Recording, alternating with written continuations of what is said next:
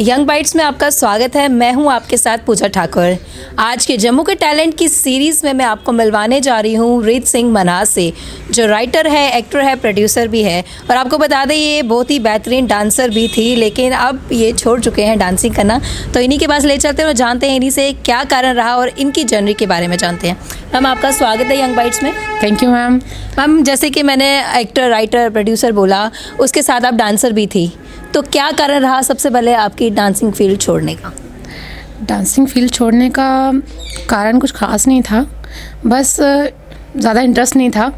Acting में interest था, तो एक्टिंग में कुछ करना चाहती थी कि डांसिंग में लाइफ नहीं है।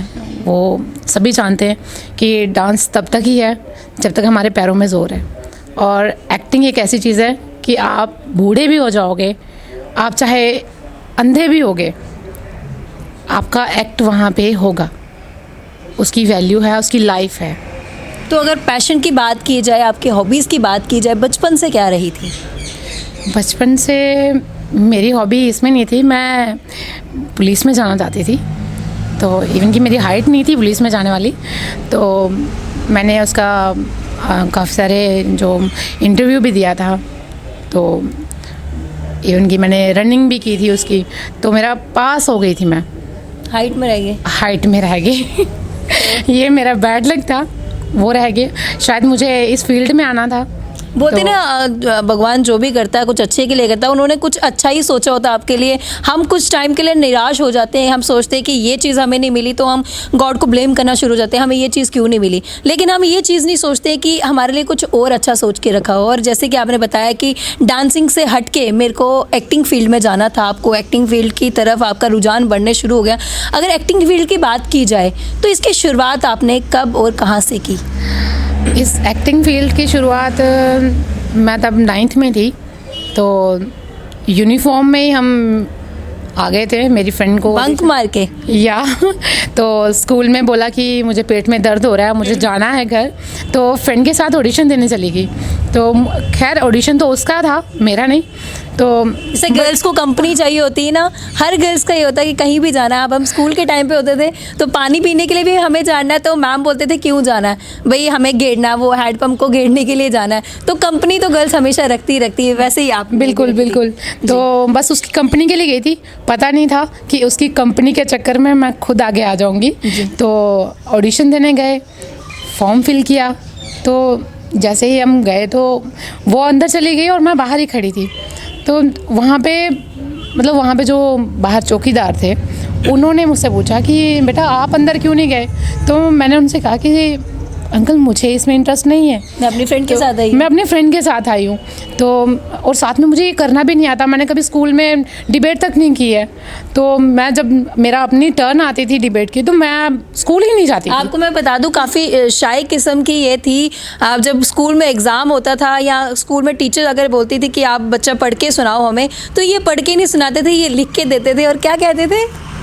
मैम पेपर जब होते हैं तो हमें लिखना पड़ता है, हमें बोलना नहीं पड़ता। तो आज आप इन्हें देख रही हैं, ये चुप ही नहीं कर रहे हैं तो अच्छा, फिर कैसे शुरुआत की? वहाँ पे जो चौकीदार थे उन्होंने आपको बोला कि आप अंदर क्यों नहीं जा रहे हैं? तो मैंने उनसे कहा कि ये ऑडिशन मेरे लिए नहीं है, ये मेरी फ्रेंड के लिए। तो उसने मुझे काफ़ी सारा बूस्ट करा कि मतलब बताया कि नहीं, आपको करना चाहिए, लक आजमाना चाहिए, क्या पता आपको लग जाए इसमें, तो आपको एक बार देखना चाहिए, ट्राई करना चाहिए। तो मैं फिर भी नहीं मानी, मुझे था कि मैं ये कभी कर ही नहीं सकती, ये चीज़ मेरे लिए है ही नहीं। तो मुझे ये फील्ड टोटली डिफरेंट है, मुझे इसमें जाना ही नहीं है। मतलब कि आपका रुझान ही नहीं था एक्टिंग की तरफ, इसलिए आपने सोचा कि क्या करना चाहिए? बिल्कुल, मुझे इसमें था ही नहीं। मुझे, जैसे मैंने आपको बोला कि मैं पुलिस में जाना चाहती थी, जी। तो उसमें मेरा लगा नहीं। इवन कि मैं लग भी सकती थी, बट फिर वो अपनी हाइट के लिए, मतलब कि कोई मुझे ये ना बोले कि इसकी हाइट छोटी है, इसको किसने लगाया, तो वैसा कुछ था। तो उस टाइम जब मुझे उन्होंने बोला तो मैं खड़ी थी, तो उन्होंने क्या किया, मुझे पुश कर दिया, दरवाज़ा अंदर से खोला। मुझे नहीं पता उन्होंने क्यों खोला, तो उन्होंने मुझे पुश कर दिया। मैं जैसे अंदर गई तो एकदम से आगे जजेस बैठे हुए, सारे ऑडिशन देने बैठे हुए। तो उन्होंने मेरे से पूछा कि आप यहाँ पे ऑडिशन देने आए हो? मैंने उनको बोला, मैंने कहा नहीं, मैं ऑडिशन देने नहीं आई हूँ। तो उन्होंने मुझे स्क्रिप्ट पकड़ा दी, कहते कर लो। डायलॉग लर्न किया, ट्राई करो। हाँ जी, ट्राई करने के लिए कहा। तो लर्न तो मैंने कर लिया, प्रॉब्लम वही कि मैं सुनाती नहीं थी, तो बोलूँ कैसे, झिझक थी। और ऊपर से इतने बड़े बड़े लोग मेरे सामने बैठे हुए, जिन लोगों को मैं टीवी में देखती थी वो लोग बैठे हुए हैं वहाँ पे, तो मैं अंदर से कांपना शुरू हो गई कि मैं नहीं कर पाऊँगी। नर्वसनेस तो होती है, आप कोई भी चीज़ फर्स्ट टाइम करने जाओ, नर्वसनेस तो रहती है। तो उन्होंने मेरे से कहा ये करो। थोड़ी देर के बाद उन्होंने मुझे कहा कि सुनाओ जो आपने याद किया। तो मैं काँप गई, मैंने कहा मेरे से नहीं होगा, मेरे से होगा ही नहीं ये चीज़, तो मैं कैसे करूँगी। तो उन्होंने मुझे बड़ा कुछ बोला, बड़ा कुछ सुनाया मुझे लेके। और जहाँ तक कि आप जानते हो राजपूत हूँ मैं, तो राजपूती खून उबाल खा गया, तो बोल दिया डायलॉग। उस टाइम डायलॉग क्या था आपका? डायलॉग उस टाइम मुझे रानी झांसी का करैक्टर मिला था, तो डायलॉग था ये झांसी मैं हरगिज़ नहीं दूंगी, नहीं दूंगी, नहीं दूंगी। तलवार निकाली तो ये इतने में वहाँ पे क्लैपिंग शुरू हो गई। मैंने डायलॉग बोला था वो मैंने फ्रस्ट्रेशन में बोला था, एकदम मैंने गुस्सा हो गई थी मैं कि मुझे ये इन्होंने सुनाया इतना, ताने मारे तो आपको? ताना मारा मुझे, और मेरी आंखों में उस टाइम आंसू थे। तो उन्होंने कहा कि यार वाह तुमने क्या करैक्टर किया है। उसने मुझे रानी झांसी का करैक्टर मिला था। उसके बाद बढ़ती गई आगे, फिर मैंने काफ़ी सारे वीडियो एल्बम भी किए। चंडी माता के मैंने 50 से ज़्यादा एल्बम्स की हुई हैं। पंजाबी लीड उस टाइम मैंने सॉन्ग किया था, तब मैं काफ़ी छोटी 10th में थी जब मैंने पंजाबी सॉन्ग किया था। तो इश्क दी मेहंदी एल्बम बनी थी, जिसमें हमारे जम्मू की जितनी लीड हीरोइंस हैं इन सब ने काम किया था, तो जिसमें से मैं भी थी। और मुझे बड़ी खुशी हुई कि यार मैं उन लोगों के साथ काम कर रही हूँ। फर्स्ट टाइम मैंने कुसुम टिक्कू मैम जो हैं उनके साथ काम किया, उनको जो मैंने फ़ेस टू फेस देखा, तो मुझे अक्सर ऐसा होता था, मेरी जो फीलिंग है अंदर से कि मैं सबकी बहुत रिस्पेक्ट करती हूँ। और जब मैंने उन मैम को देखा जिनको मैं टीवी में देखती थी, एकदम से आपके सामने ऐसे रूबरू हो जाएंगे और उनके साथ बैठ के मैं खाना खा रही हूँ, उनके साथ बैठ के मेरा मेकअप हो रहा है, तो मैं मैम को मैंने उस टाइम अपनी फीलिंग बताई कि मैम मैं आपको टीवी में देखती थी, तो आज मैं आपके सामने बैठी हूँ, मैं अपनी जो फीलिंग है वो मैं बता नहीं सकती कि मुझे क्या फ़ील हो रहा है। तो बात वही है कि मुझे चाहे खुशी हो चाहे कुछ दुख हो, बट मेरी आंखें भरती ज़रूर है। तो उसने मेरी आंखें भर आई कि मैम मैं आपके साथ काम करके मैं बहुत खुश हुई।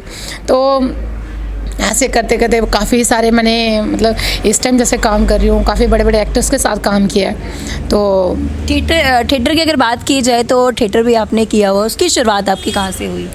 उसकी शुरुआत मैंने 2008 में कि 7 में मेरा प्ले आया था सारी रात, जिसमें ऐसे तो मैंने कसाली सर का किया था, उसमें एक छोटा ही रोल था मेरा, ज़्यादा नहीं था, पंजाबी प्ले था।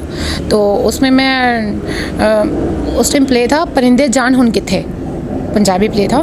तो उसमें मैंने एक डॉक्टर का करैक्टर किया था।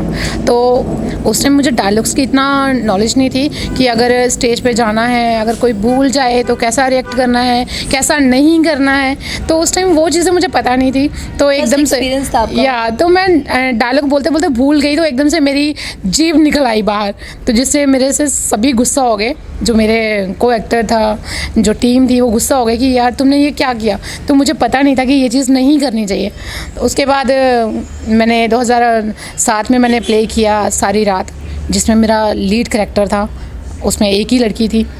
तो उस टाइम मैंने जिस टाइम ये प्ले किया है, तो मैं स्क्रिप्ट पढ़ी, मुझे स्क्रिप्ट मिली, शशि सर आए हमारे घर पे, तो उन्होंने मुझे ये स्क्रिप्ट दी, कहते कि रितु ये करना है तुम्हें।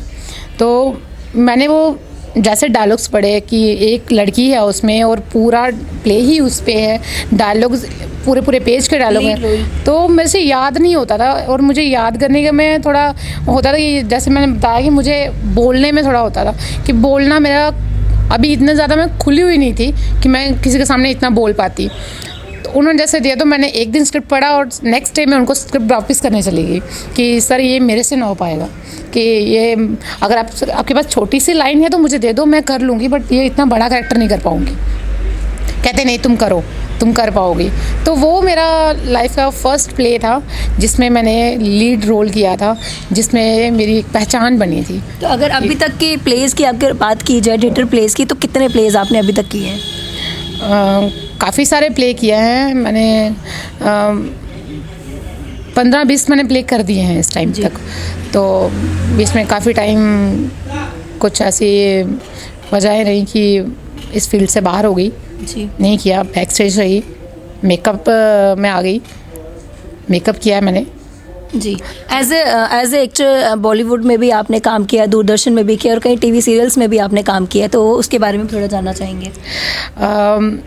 बॉलीवुड मूवी अभी मेरी रिसेंट आने वाली है, लिहाफ मूवी की है मैंने। तो अभी एक डोगरी मूवी की थी, मैंने जम्मू में बनी थी, गीटियाँ, उसमें एक छोटा सा कैरेक्टर किया था। तो काफ़ी लोगों ने पसंद की थी गीटिया मूवी। कौन सा करेक्टर था आपका उसमें? उसमें छोटा सा कैरेक्टर था, क्या बोलूँ, उसमें जो हीरो का फ्रेंड था उसकी गर्लफ्रेंड का कैरेक्टर था मेरा। जी। तो उसके बाद अभी मेरी रिसेंट मूवी फैंटेसिया आने वाली है। फैंटेसिया के बाद मेरी जगन टाउन पंजाबी मूवी आने वाली है, जो मैंने JNK से बाहर काम किया है।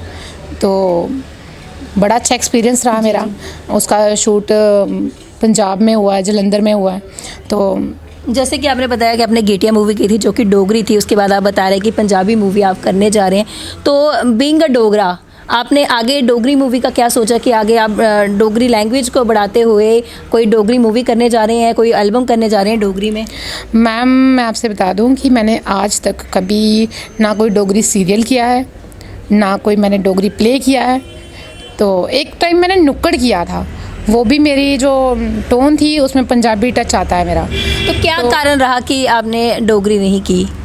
डोगरी, इसका कारण क्या बताऊँ कि नहीं होता मेरे से बोलना, क्योंकि हमारी डोगरी मिक्स है, हम बोलते हैं, और जो हमारी स्क्रिप्टेड डोगरी होती है वो स्क्रिप्टेड हम नहीं बोल पाते। मैं सबकी बात नहीं करूँगी, मैं अपनी ही बात करूँगी कि मैं नहीं बोल पाती। तो मेरी हिंदी बहुत अच्छी है, तो मैं हिंदी ज़्यादा उसमें कंफर्टेबल रहती हूँ। कई एल्बम्स भी आपकी आई हुई है, उसके बारे में थोड़ा सा बताओ। रिसेंट कौन सी आपकी एल्बम आई है और कौन सी आने वाली है? अभी वैसे मैं आपको बता दूं, मैंने अभी एक रिसेंट सॉन्ग किया है, फर्स्ट टाइम डोगरी सॉन्ग किया है मैंने। तो वो अभी मेरा रिलीज़ होने वाला है। तो उसके डोगरी को बढ़ावा देने के लिए कुछ ना कुछ डोगरी में करना चाहिए, क्योंकि सभी बोलते हैं कि डोगरी लैंग्वेज ना कहीं पीछे होते जा रही है। हम अगर अब बात करें, हम ज़्यादातर इंग्लिश, हिंदी की तरफ बढ़ते, पंजाबी की तरफ बढ़ते, लेकिन अपनी जो हमारी लैंग्वेज है हम उसकी ओर नहीं बढ़ते। तो हम ही हैं जो उसको आगे बढ़ावा दे सकते हैं। जी, अब क्या कहें, अभी ज़्यादातर मैंने हिंदी काम ही किया है। जी। तो अच्छा, आपकी एल्बम अभी आने वाली है। हाँ। ये हो गई आपकी एक्टिंग के सफ़र की बात हुई शुरू की, आपको एक चौकीदार से पुश मिला जिसकी वजह से आप इस एक्टिंग फील्ड में आए, और डांसिंग फील्ड की तरफ आपका रुझान कम हो गया, तो इसलिए आप एक्टिंग फील्ड में। और आपका कहना ये है कि डांसिंग में ज़्यादा स्कोप नहीं है, क्योंकि तभी तक हम डांसिंग करेंगे तब तक हमारे पाँव में दम होगा। तो मैम, अगर आपकी एज ए राइटर बात की जाए तो क्या क्या आपने लिखा है अभी तक? कोई प्ले आपने लिखा है, कोई कविताएं आपने लिखी है, क्या कुछ लिखा है? अभी तक मैम मैंने अभी 3 शॉर्ट मूवीज़ लिखी हैं। तो अभी देखो, जब तक उसको हम करते हैं। क्या कॉन्सेप्ट क्या था मूवी का? मूवी का कॉन्सेप्ट है ट्रस्ट। तो जल्दी करेंगे इसको। तो उसके अलावा मैंने अभी एक सॉन्ग किया है, वो अभी प्रोड्यूस किया है उसे, फर्स्ट टाइम मैंने प्रोड्यूस भी किया।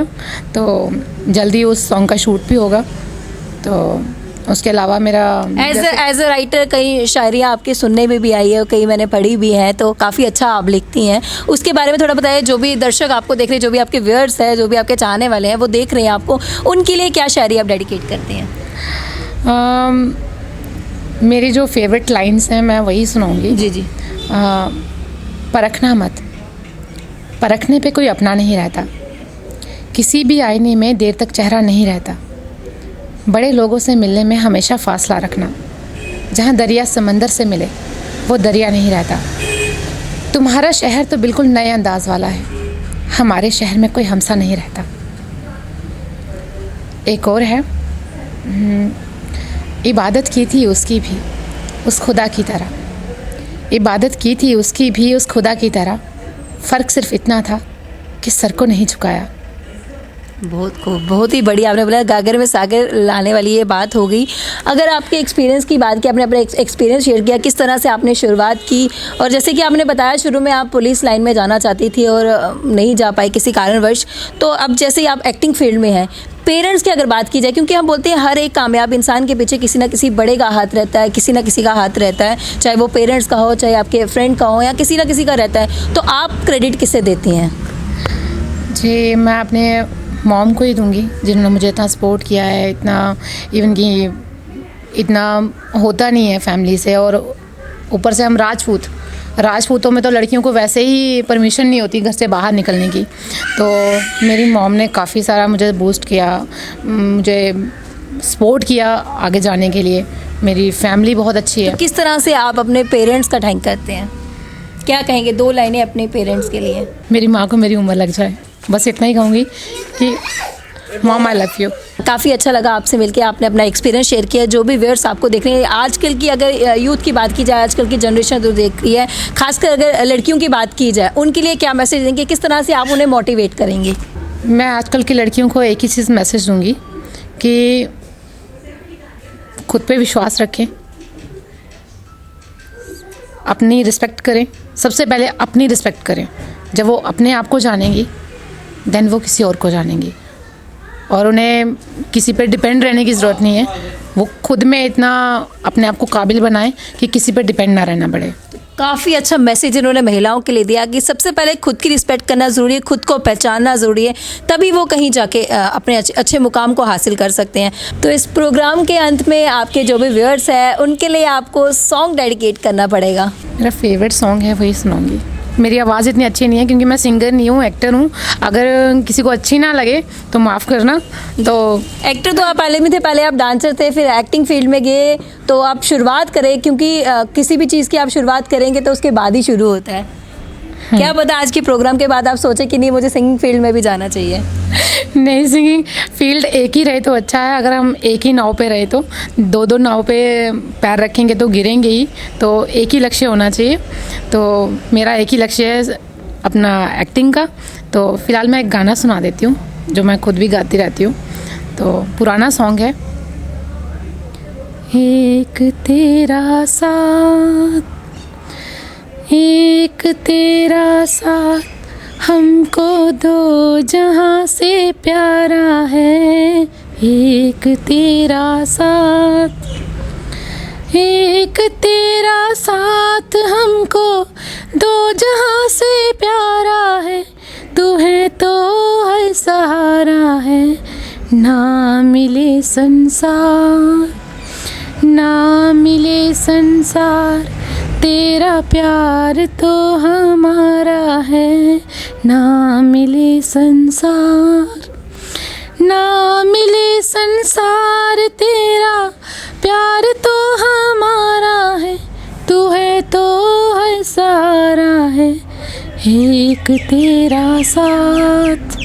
बहुत ही प्यारा गाना गाया। जो भी व्यूअर्स आपको देख रहे हैं, अगर आपको इनकी आवाज़ पसंद आई हो तो कमेंट ज़रूर कीजिएगा, इन्हें मोटिवेट कीजिए कि इन्हें सिंगिंग फील्ड में आगे जाना चाहिए। तो खैर, आज इन्हीं के साथ मुझे दीजिए इजाज़त। अगले हफ्ते ऐसी किसी शख्सियत से फिर से आपको रूबरू करवाएंगे। तब तक के लिए देखते रहे यंग बाइट्स। मुझे दीजिए इजाज़त वीडियो जर्नलिस्ट अभिषेक के साथ। नमस्कार।